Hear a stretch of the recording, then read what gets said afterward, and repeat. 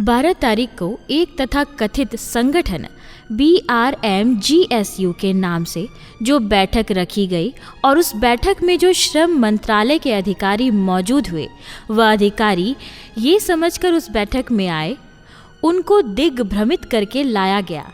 मैं जिस संगठन, जिसका नाम भारतीय रेलवे माल गोदाम श्रमिक संघ है, उसके साथ 23 मार्च 2021 को माननीय श्रम मंत्री संतोष गंगवार जी के साथ उस बैठक में चीफ लेबर कमिश्नर एवं तमाम श्रम मंत्रालय विभाग के अधिकारी मौजूद थे। वो इस बैठक में यही सोचकर आए कि हम उसी संगठन की बैठक में जा रहे हैं जिसमें हमको अभिनंदन कर रहा है, जिसमें हमने माल गोदाम श्रमिकों के हक अधिकार के लिए हमारी मंत्रालय ने काम किया। इसका प्रमाण सबसे पहले इस बात से लगता है, chief labour commissioner Ajay Kumar Samanti ji अपने भाषण की शुरुआत करते हैं तो वो अपने वक्तव्य में माल गोदाम श्रमिक संघ का नाम लेते हैं, राष्ट्रीय प्रभारी मनोरंजन कुमार जी का नाम लेते हैं। इससे यह स्पष्ट है कि यह वही सोचकर इस कार्यक्रम में आए कि यह कार्यक्रम भारतीय रेलवे माल गोदाम श्रमिक संघ का है। तो आप कल्पना कीजिए कि कितना मतलब कि यह तो आप आम लोगों को छोड़िए, भारत सरकार के श्रम मंत्रालय के अधिकारियों को भी दिग्भ्रमित करके इस तरह का प्रायोजित कार्यक्रम को गठित किया। दूसरी सबसे महत्वपूर्ण बात जो कार्यक्रम में हुआ, उसमें लाइव टेलीकास्ट करके उस कार्यक्रम में deputy chief commissioner RG Meena उन्होंने अपने वक्तव्य को रखा। उन्होंने यह कहा, भाई ये यूनियन की सदस्यता जिसमें माननीय श्रम मंत्री जी के साथ हम लोगों ने इसका बैठक किया, इसका प्रोसीडिंग फाइल बनाया और रेलवे बोर्ड चेयरमैन को हमने सुपुर्द किया, जिसमें रेलवे माल गोदाम के श्रमिकों का रजिस्ट्रेशन के लिए अलग से कोड बनाया जाए, तो हमने ये जारी किया। तो ये यूनियन की सदस्यता थी। यूनियन के कारण ही आज भारतीय रेलवे माल गोदाम श्रमिक के बैनर तले रजिस्ट्रेशन का कार्य प्रारंभ हुआ। यूनियन ने लग करके मेहनत करके इस काम को श्रमिकों तक पहुंचाने का काम किया।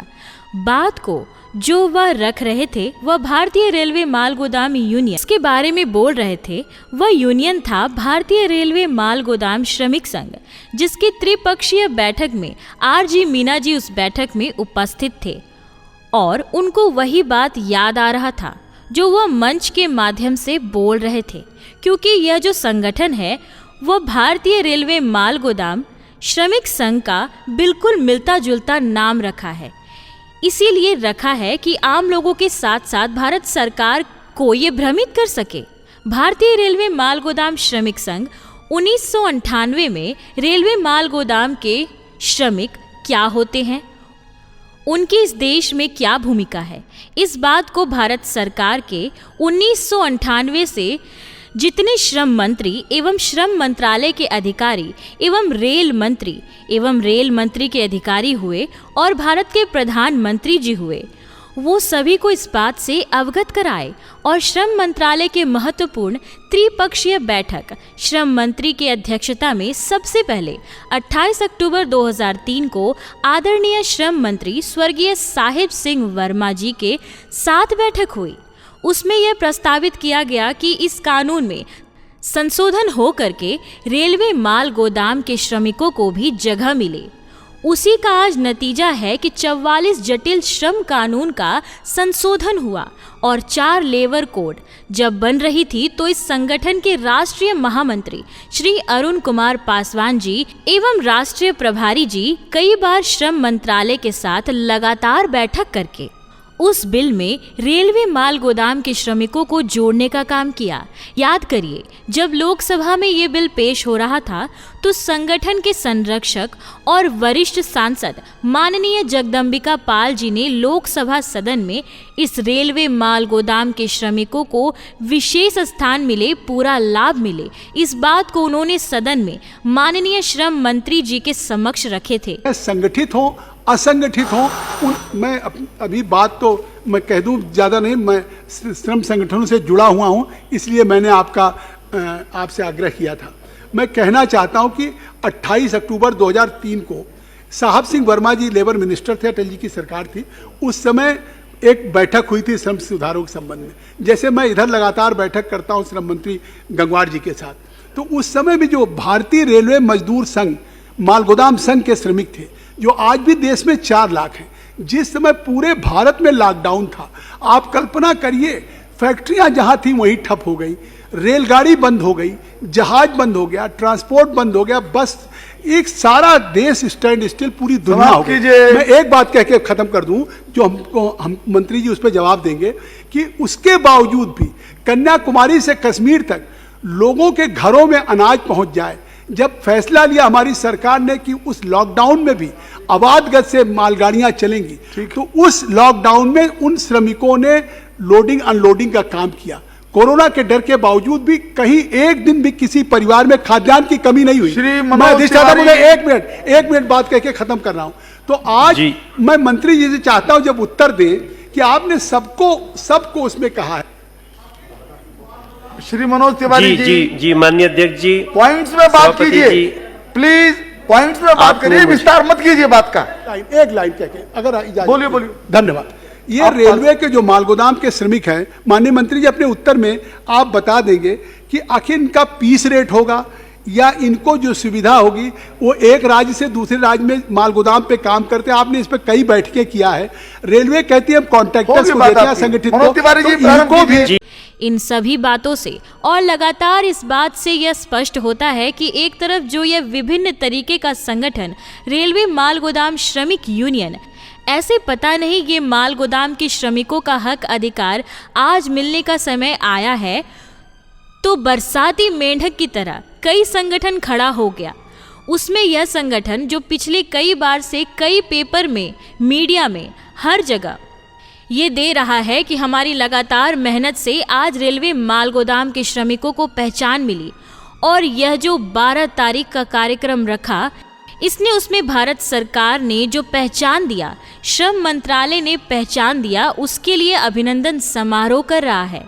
तो इनसे पूछिए कि आज जो माल गोदाम के श्रमिकों को पहचान मिला, उसमें उनकी क्या भूमिका है, उनका क्या योगदान है, जिनका आप छाती पीट पीट कर हर जगह बता रहे हो। यह तो भारतीय रेलवे माल गोदाम श्रमिक संघ त्रिपक्षीय बैठक करके किया, उसके बाद लगातार बैठक करके, जिसका पूरा पत्र है, चाहे वो मजदूरों को अलग से कॉर्ड बनाकर रजिस्ट्रेशन करने का हो, चाहे जिस बात को आरजी मीना जी ने वक्तव्य रखे थे, उसका पत्र जो चेयरमैन चिट्ठी लिखा। इस बात से समझिए कि यह मजदूरों के भविष्य के साथ कितना बड़ा खिलवाड़ कर रहा है। मीटिंग के अगले दिन उसमें पेपर में रेलवे बोर्ड के तमाम अधिकारी का उसने पेपर में नाम अंकित करवाया। यहाँ तक कि प्रधानमंत्री कार्यालय के राज्य मंत्री जी के अतिरिक्त सचिव प्रधानमंत्री कार्यालय के राज्य मंत्री का पद ही नहीं होता है, प्रधानमंत्री के कार्यालय तक को इसने लपेटने का कार्य किया। जबकि 1 घंटा 5 मिनट के वीडियो में आपको कहीं से भी यह नहीं दिखा होगा कि कोई भी रेलवे का अधिकारी वहां मौजूद था, या उसने कोई स्टेटमेंट दिया हो, या कोई भी प्रधानमंत्री कार्यालय के सचिव यहाँ उपस्थित हुए हो। लेकिन ये इतना बड़ा जो क्राइम कर रहा है, लोगों से ठगी करने का ख्याल से, ये सब पेपर में छपा करके लोगों को दिग्भ्रमित करके उससे पैसा वसूलने का काम करेगा। इसका पूरा मकसद यही था।